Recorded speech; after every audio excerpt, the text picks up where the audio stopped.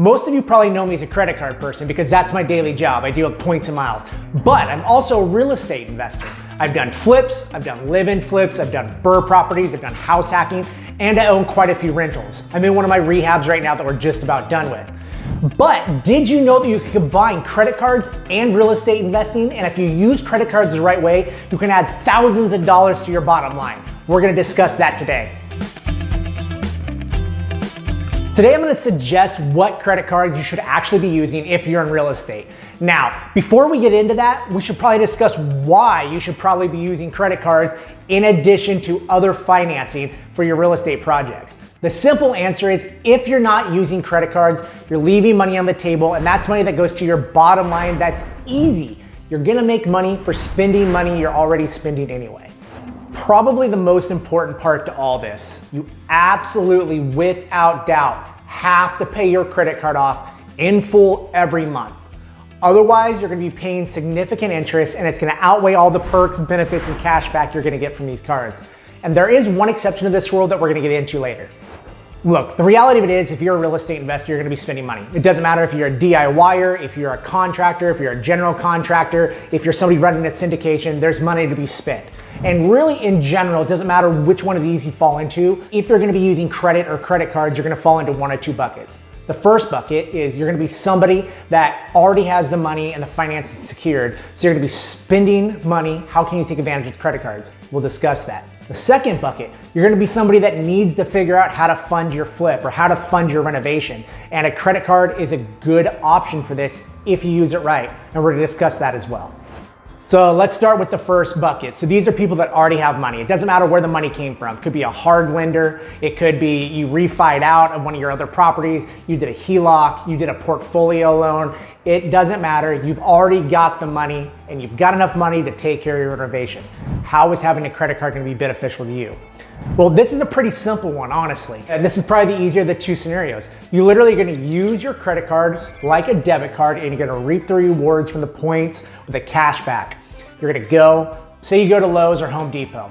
You're gonna swipe your credit card instead of your debit card or instead of paying cash, and you're gonna get between 1 and 20% back on your spend. So you're already doing this spend, you might as well get something else for it. And it's pretty easy, as long as you paid off in full at the end of the month, which is a huge part of this. If you paid off in full at the end of the month, those points, miles, or cash back that you're gonna accumulate is just gonna be extra profit and extra money that's gonna add to your bottom line. And when I say 1 to 20%, it varies a lot because you have to have the right strategy.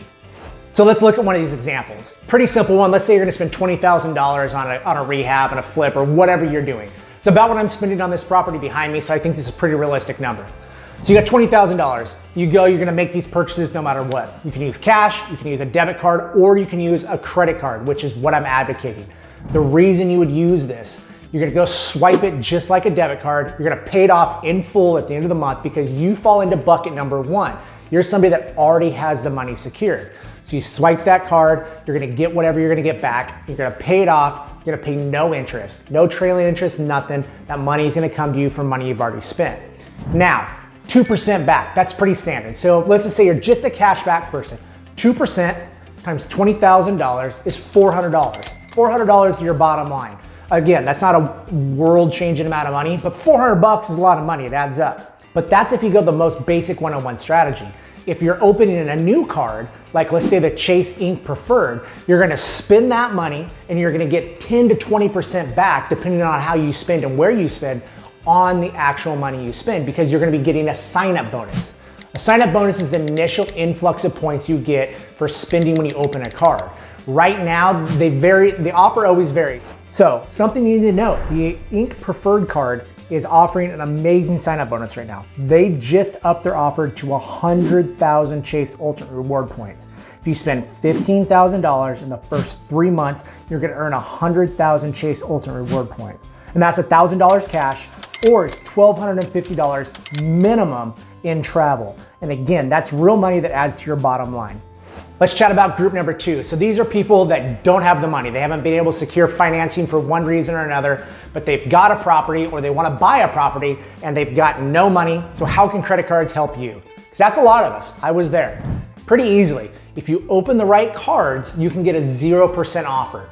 You get 0% depending on the card from 0 to really 21 months. 12 months is pretty much the standard, but 0 to 21 months, 0% interest on a credit card is great.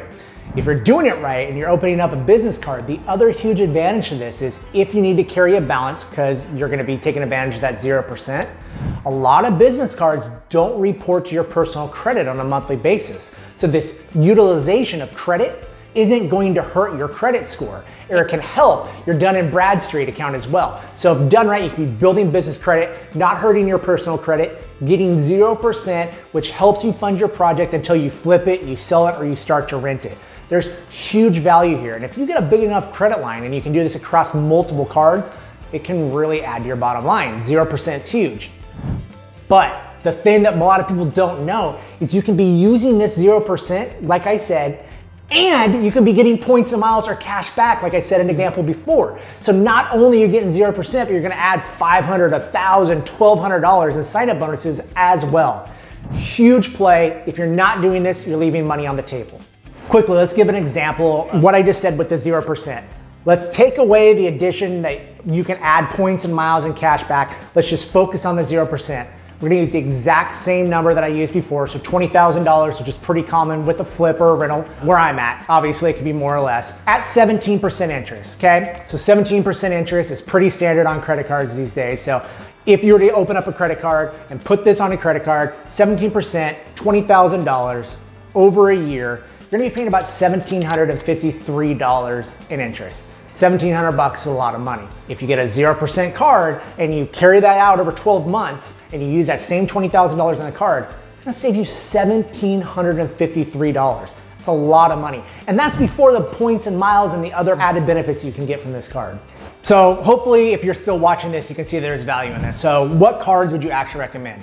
So the first thing to understand is there's different cards that offer different perks and benefits. I'm gonna go through the list right now. There's also certain rules and kind of requirements that surround each one of these cards and each one of the issuers. To learn more about that, join our 26,000 member Facebook group, FBZ Elite Travel and Points. We talk about this stuff all day in and out, and we're super friendly and happy to help you. Recommendation number one, it's gonna be the Chase Inc. Business Cards with an S, plural.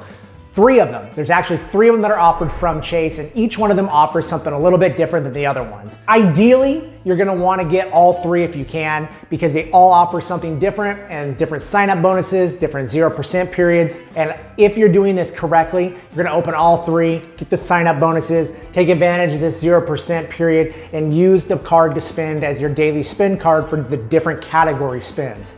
I like these cards because they offer, like I said, a lot of value. Chase is a really important issuer, especially early on because of their 524 rule. If you don't know what 524 is, check out other videos. We've discussed this in depth. The other thing that's really nice about these cards is typically get these if you are a sole proprietor and you're just starting out. So if you're not a business that's bringing in $1 million a year, a lot of people say, I don't qualify for business cards. Well, you can. We have a step-by-step guide on how to apply for those cards if you're just starting out or if you're a small business.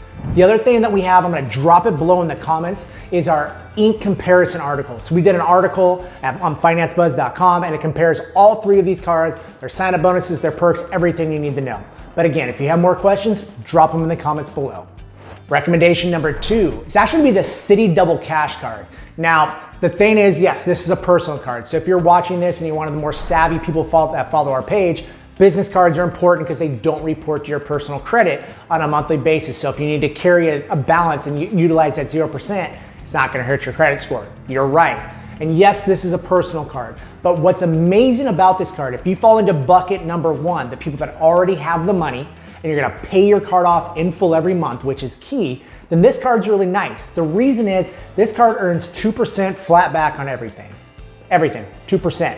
And to a lot of people when they first start out with this, they're like, I don't wanna have multiple cards. I don't wanna worry about categories. I don't wanna worry about sign-up bonuses. I get it. A lot of you guys make a lot more money than I do and your time's worth a lot. A flat 2% card on everything is quick, it's simple, and it offers real value. And this is a cashback card, so that's money that you put in your pocket. So this is my recommendation for the number 2 spot. Recommendation number 3, it's actually kind of a hybrid of the last 2 that I recommended. So we're gonna talk about the American Express Blue Business Plus card. Also known, you'll see Amex BBP, that means Blue Business Plus. You'll see that a lot because it's a real popular card. Why do I love this card? You get a flat 2% back and it comes in membership reward points, which are crazy valuable if used right. You get 2 membership reward points for every dollar you spend up to the first $50,000 per year. Pretty nice little benefit and perk, and if you know how to use it, that 2% is huge.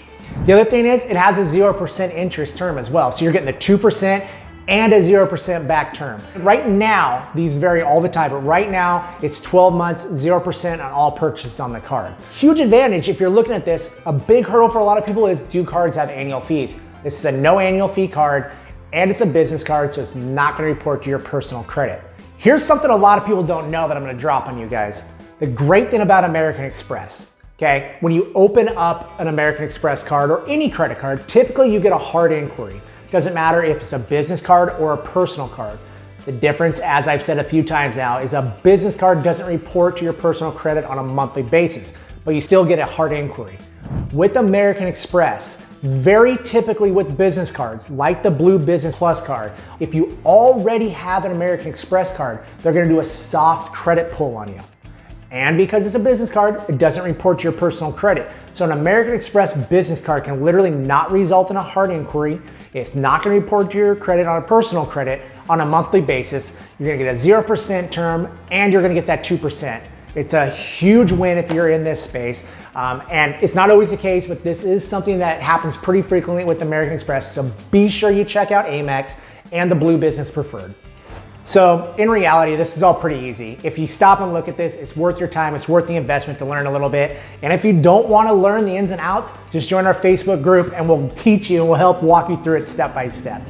If you're a real estate investor, look, the reality is you can lose money. You can lose money on deals. And this $1,000, $2,000, $4,000 you can make off credit card sign-up bonuses and points might be the difference between you actually being profitable on a flip or profitable on a property for the first year. So it's really important to look at. Good luck. Like I said, please never hesitate to reach out to us. Join our Facebook group, leave a comment below, like our page and subscribe for other videos just like this. Good luck, fellow real estate investors.